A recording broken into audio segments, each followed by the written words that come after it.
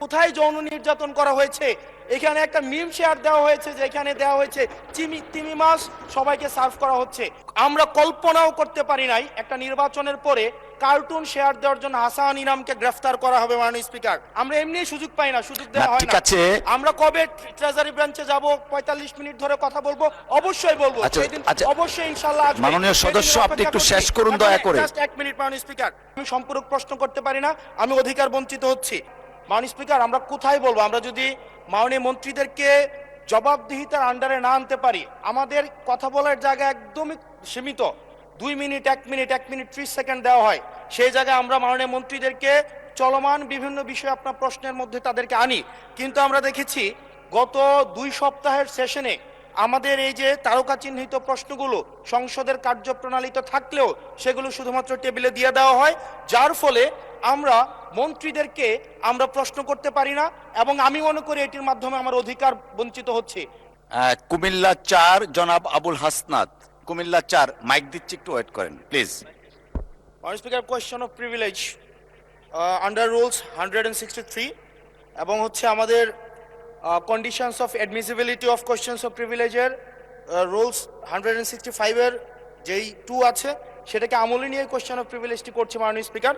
সেটি হচ্ছে আজকে যদি আমরা কার্যপ্রণালী দেখি, এবং এটাও আমলে নিচ্ছি, বিধি 45-এ যে তারকা চিহ্নিত প্রশ্নের ডিসক্রিপশনটা এটা আপনার উপরে আছে, এটা আমরা জানি।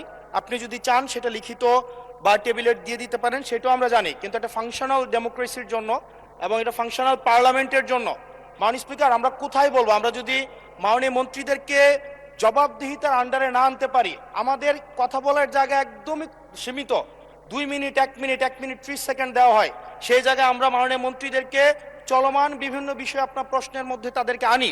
কিন্তু আমরা দেখেছি গত 2 সপ্তাহের সেশনে আমাদের এই যে তারকা চিহ্নিত প্রশ্নগুলো সংসদের কার্যপ্রণালীতে থাকলেও সেগুলো শুধুমাত্র টেবিলে দিয়ে দেওয়া হয়, যার ফলে আমরা মন্ত্রীদেরকে আমরা প্রশ্ন করতে পারি না, এবং আমি মনে করি এটির মাধ্যমে আমার অধিকার বঞ্চিত হচ্ছে, এবং আমি সম্পূরক প্রশ্ন করতে পারি না, আমি অধিকার বঞ্চিত হচ্ছি।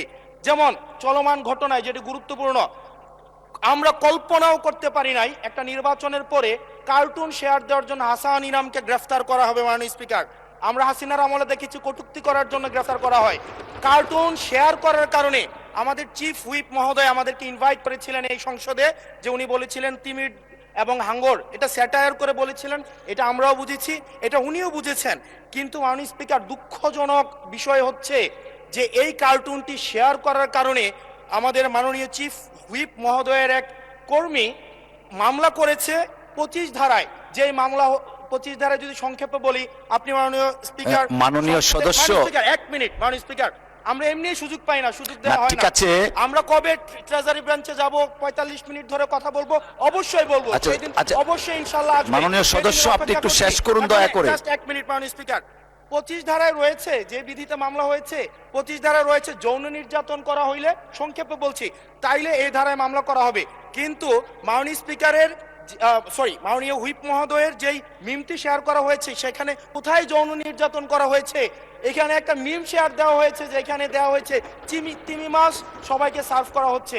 এবং এই ধরনের মামলায় আমাদের এই অভ্যুত্থান পরবর্তী সময়ে বিরোধী দল মতকে দমন নিপীড়নের জন্য গ্রেফতার করা হচ্ছে, এবং জামিনও দেওয়া হচ্ছে না।